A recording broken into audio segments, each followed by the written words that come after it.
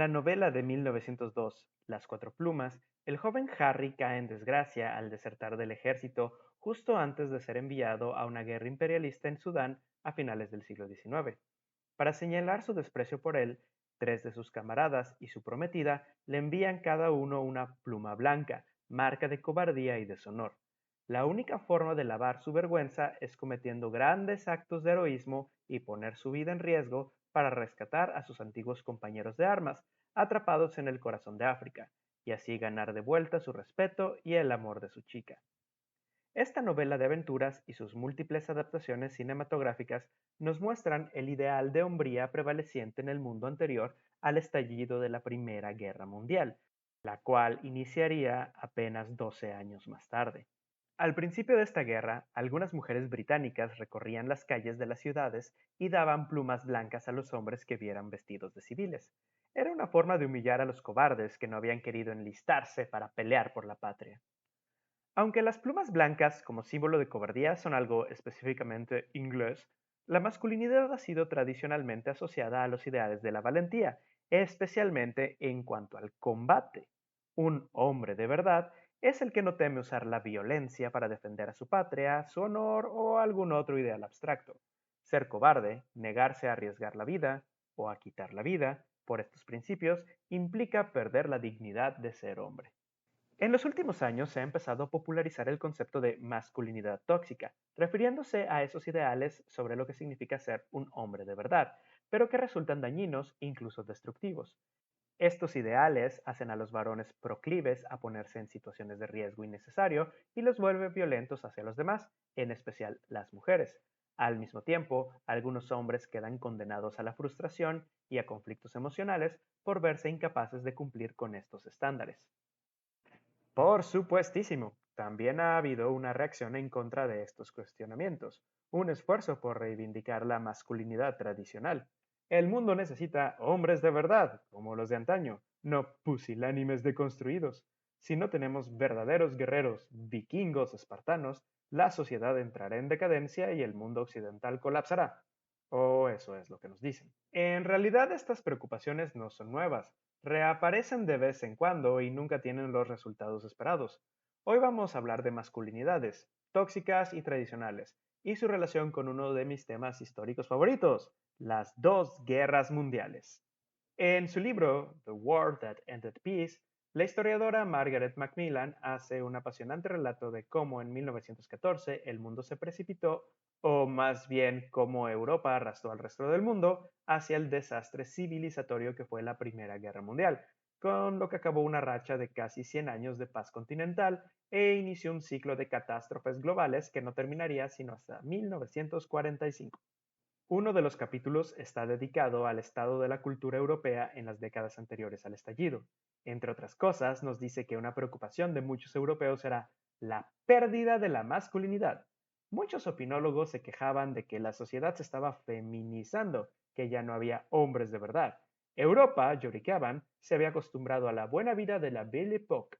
Hacía falta una guerra para revitalizar el vigor viril de las jóvenes generaciones.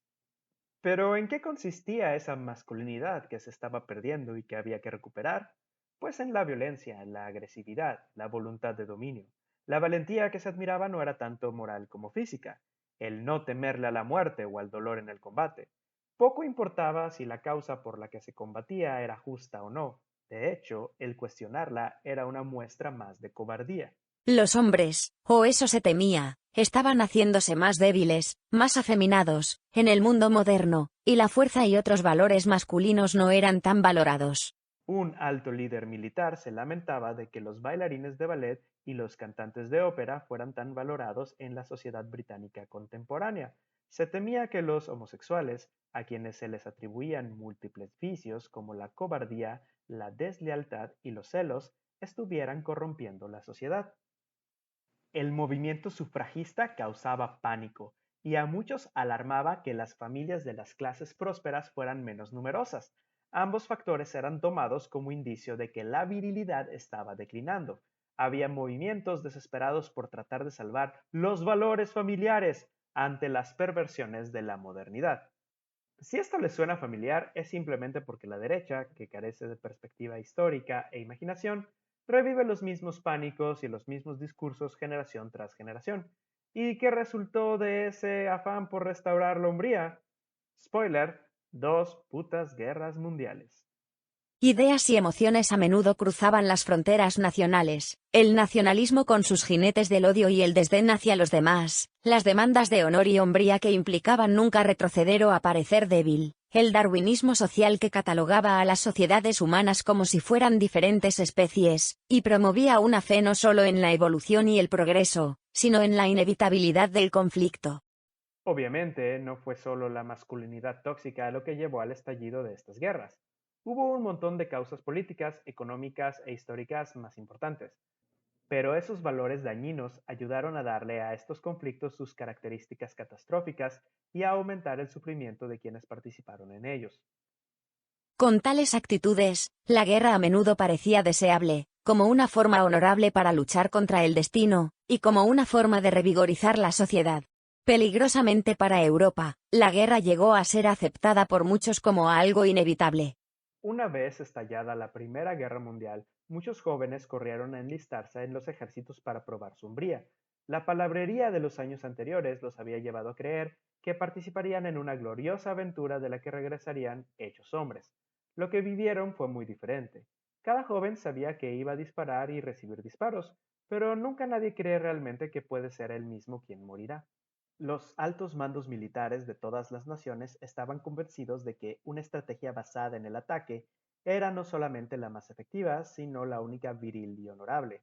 Así, en las primeras semanas de la guerra y durante otros momentos especialmente sangrientos del conflicto, enviaron a cientos de miles de soldados en cargas contra posiciones enemigas. Los primeros desastres, aquellas batallas en las que miles de soldados podían morir en unas pocas horas, dieron cuenta de que, en la guerra moderna, industrial y altamente tecnológica, quien jugara a la defensiva tenía siempre la ventaja. Después de todo, un solo hombre con una ametralladora disparando tras un parapeto podía acabar con decenas de enemigos a la carga. Pero eso no hizo cejar a los mandamases de ordenar ataques fallidos, lo que llevó a las batallas más sangrientas de la historia de la humanidad hasta ese momento, en especial durante 1916. Muchos comandantes estaban convencidos de que, sin importar las armas de las que dispusiera el enemigo, la valentía, el arrojo y el espíritu guerrero, es decir, la hombría, era lo que decidía la victoria. Así, enviaron a sus hombres a morir en situaciones en las que obviamente no tenían ninguna oportunidad. Cuando estos descabellados intentos fracasaban, los comandantes culpaban a sus soldados y los tachaban de cobardes, traidores, poco hombres. Situaciones así se dieron a lo largo y ancho de los múltiples frentes y en todos los ejércitos, provocando las muertes de cientos de miles de jóvenes de la forma más absurda e innecesaria. Para los soldados, la tragedia no terminaba con haber sobrevivido al campo de batalla. Shell shock es un término coloquial para describir diversos desórdenes psicológicos y psicosomáticos experimentados por soldados durante la guerra, especialmente lo que ahora se conoce como estrés postraumático. Incluso sin haber sufrido heridas físicas, los soldados mostraban una variedad de síntomas de origen nervioso: temblores, ceguera, amnesia, mareos, jaquecas, ataques de pánico, pesadillas, terrores nocturnos, parálisis, taquicardia, desórdenes alimenticios, ansiedad y depresión. En un principio, tanto los oficiales como los médicos desestimaron estas condiciones como cobardía y falta de masculinidad, como pretextos que los soldados inventaban para zafarse de su deber sagrado o manifestaciones de histeria mujeril indigna de hombres verdaderos. Esto provocó que los hombres afectados por estas condiciones no recibieran el tratamiento médico y psicológico que necesitaban, y que incluso fueran obligados a seguir en el frente arriesgando su vida, o fueran juzgados como insubordinados o desertores si se negaban a pelear. Claro, este fenómeno es tan antiguo como la guerra misma, y aparece mencionado en las épicas y crónicas de las civilizaciones antiguas, aunque con distintos nombres. La verdad es que el hombre como perfecto soldado, por completo de acuerdo al ideal de masculinidad, nunca ha existido. Esto ha sido más claro cuanto peor es la guerra, y la guerra industrial ha sido la peor de todas. Los hombres no están hechos para la guerra. Nadie está hecho para la guerra. Cuando se habla de masculinidad tóxica, la derecha enseguida invoca a un fantoche inexistente, un hombre de paja, como siempre. Así que vale la pena hacer algunas aclaraciones. El concepto no ataca a toda la masculinidad, ni implica que todos los hombres sean tóxicos, ni condena todos los rasgos tradicionalmente asociados a lo varonil. La crítica de la masculinidad tóxica no quiere que dejes de hacer músculo en el gym, o que dejes de disfrutar el fútbol, o que dejes de ser hetero, o que a huevo te vistas de rosa y te pintes las uñas. Más bien, lo que pretende es, por un lado, cuestionar que un varón tenga que cumplir con ciertos requisitos arbitrarios para ser un hombre de verdad. Pretende ampliar el concepto de lo aceptable y aceptado para los varones, que podemos tener personalidades, temperamentos, intereses y habilidades muy distintos. Habrá quienes se sientan muy felices con lo que tradicionalmente se considera masculino, pero también hay muchos otros que no, para quienes la presión de cumplir con los roles estereotípicos es fuente de infelicidad. Por otro lado, hablar de masculinidad tóxica implica cuestionar ciertos rasgos y valores que llevan a los hombres a tener actitudes y conductas dañinas para los demás y para sí mismos. La presión por mostrarse competitivos, dominantes y agresivos y por nunca admitir debilidad de tipo alguno puede ser una carga muy pesada. Por ejemplo, y volviendo al tema del trauma, todavía en nuestros días es difícil para muchos varones reconocer y tratar los problemas psicológicos como la depresión. Como viven bajo el mandato de ser fuertes, las expresiones de debilidad emocional en los hombres, tales como el llanto o el miedo, son mal vistas y deben ser ocultadas. Sin saber cómo lidiar con sus emociones, acostumbrados a nunca recurrir a nadie para ello, no es de extrañar que los hombres se suiciden en una tasa mucho mayor que las mujeres. Entonces, de lo que se trata es hacer ver que ciertas creencias, actitudes y conductas relacionadas tradicionalmente con lo masculino no son positivas, que acarrean problemas personales e impide tener relaciones afectivas sanas. Eso es básicamente todo. No se trata de promover que los hombres sean débiles o cobardes, sino de cuestionar los conceptos de valentía y fuerza cuando están haciendo infelices a muchos varones y a las personas que se relacionan con ellos. Se dice que hoy vivimos una crisis de la masculinidad. Muchos hombres jóvenes se encuentran desorientados en el mundo moderno y no saben quiénes se supone que deberían ser. Por un lado están los viejos valores masculinos en los que todavía muchos jóvenes han sido y siguen siendo educados. Por otro están los movimientos que impulsan el cuestionamiento y la deconstrucción de esos valores. Los roles de género impuestos a los hombres también pueden ser una carga agobiante. La falta de oportunidades económicas y la alienación en una sociedad hiperindividualista llevan a una profunda frustración, pues muchos jóvenes no pueden cumplir con los ideales de ser exitosos en lo laboral y en el amor y no saben por qué. Como otras crisis del mundo contemporáneo, esta da la oportunidad a los reaccionarios para mandar sus propias explicaciones simplistas y reclutar incautos. Así asistimos al resurgimiento de los viejos lamentos. Hombres de verdad eran los de antes. Se habla de una generación de cristal, se denuncia la pérdida de la hombría, se entra en pánico ante el fortalecimiento del feminismo y de los movimientos LGBTQ+. La solución, aseguran, es recuperar los viejos valores viriles. Si se restableciera no solo la virilidad, sino las viejas relaciones jerárquicas entre los géneros y se obligara a regresar a los gays al closet, todos nuestros problemas se solucionarían. Pero, como vimos, fue ese mismo anhelo una de las razones que precipitaron al mundo hacia la guerra y que, una vez iniciada, la hicieron todavía más horrible. Esta vez tampoco va a solucionar nada para nadie. Ya hablamos de la Primera Guerra Mundial. ¿Qué hay de la Segunda? Entre una guerra y la siguiente comenzaron a desarrollarse los movimientos fascistas, que hicieron de la restauración de la virilidad a la antigua una de sus causas principales. No olvidemos las palabras del poeta italiano Filippo Tommaso Marinetti, uno de los primeros ideólogos del fascismo. Glorifiquemos la guerra, la única higiene posible para el mundo, el militarismo, el patriotismo, el gesto destructivo de los portadores de la libertad, las ideas hermosas por las que merece la pena morir, y el desprecio a la mujer. Los nazis predicaban una concepción estricta de los roles de género y hacían de la dureza y la rudeza lo esencial de lo masculino. La glorificación de la violencia, la guerra, lo militar, era la clave de la identidad masculina en la Alemania nazi. El ideal nazi era el hombre guerrero. Los otros, en cambio, los indeseables, tales como los judíos, los izquierdistas, los intelectuales, eran representados en la propaganda nazi como ejemplos de masculinidad fallida. Eran débiles, cobardes, afeminados. Por supuesto, esto tenía un impacto profundo en los hombres jóvenes. ¿Tú quién querrías ser? ¿El Chad de la CSS con su cuerpo musculoso y su fuerte mentón? ¿O los virgos debiluchos que representaban la suciedad que hay que sacar? Es una falacia de falso dilema, por supuesto, pero puede resultar muy atractiva. ¿Y a dónde llevó todo esto? A una guerra mundial todavía peor que la anterior, con todo y sus genocidios incluidos. Los soldados nazis se retaban unos a otros a demostrar su hombría con actos de extrema crueldad, y tras cometer crímenes, sus oficiales fomentaban la complicidad con rituales típicamente masculinos, como borracheras.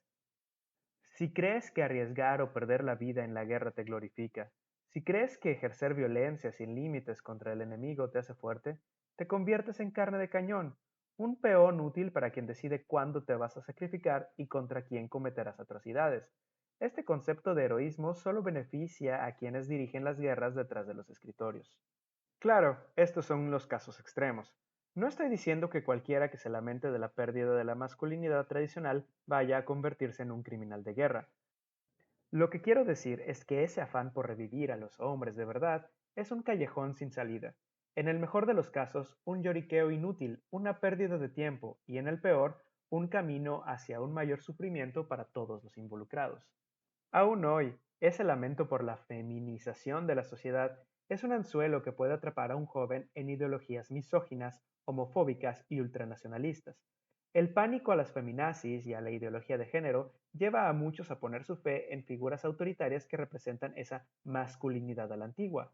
Y sabemos que los movimientos masculinistas pueden servir como escalafón hacia corrientes más extremistas. Lo trágico es que todo este ambiente no solo es tóxico y dañino, sino fraudulento. Los gurús de la renovada masculinidad tarde o temprano se revelan como charlatanes perdedores o de plano delincuentes. La mayoría de ellos solo está tratando de vender productos milagros y cursos de autoayuda glorificados, y los jóvenes engatusados no encuentran una solución a sus insatisfacciones. Al contrario, su ira es alimentada y redirigida contra personas vulnerables que ninguna culpa tienen. Entonces, quienes lloran por la pérdida de la hombría y desean el retorno de los reyes, deberían tener cuidado. El florecer de esos valores no lleva a nadie a la gloria ni al heroísmo, lleva a la aceptación de la violencia como parte inevitable e incluso deseable de la vida, al desprecio de todo lo que no sea masculino, al sufrimiento íntimo de quien no sabe cómo lidiar con sus propias e ineludibles debilidades, e incluso a la tiranía y al genocidio. Entonces, ¿están seguros de que quieren hombres como los de antes?